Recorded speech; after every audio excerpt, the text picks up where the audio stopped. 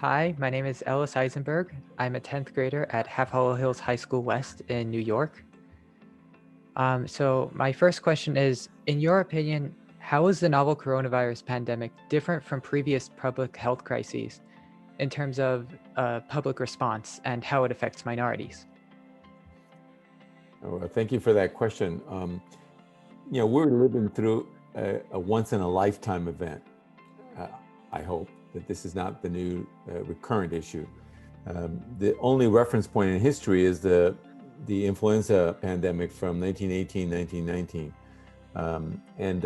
That is a reference point to begin with. You can also talk about other pandemics that are more chronic, but because of the respiratory transmission new to the population, the burden of disease and mortality is really disproportionate in general across society.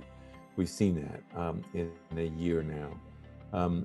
The impact on underserved populations, particularly in the U.S., working people, working poor people especially, and especially racial and ethnic minorities, have been affected because of structural issues. They have not the privilege to work at home like I do.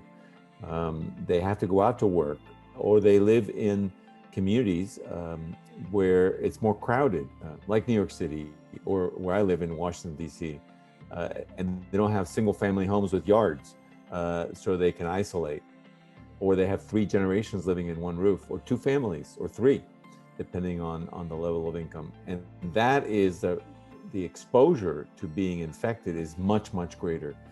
Layer on top of that, the higher prevalence of diabetes, which has turned out to be a very important risk for severe manifestations of COVID, the access to care being a challenge, and then early symptoms may go delayed because of that, because of issues about, well, I don't have a doctor, I don't have insurance, I can't afford it.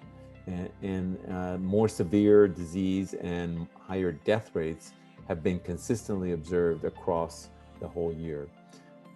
Over the course of this year, we've seen that about 50%, a little over 50% of all cases are occurring in African American, Black, Latino, Hispanics, American Indian, Alaska Native, and Pacific Islanders, Native Hawaiians. So we know that there is excess exposure, and that's the primary point because of these structural issues. And being aware of that, public health response has to be focused on these populations.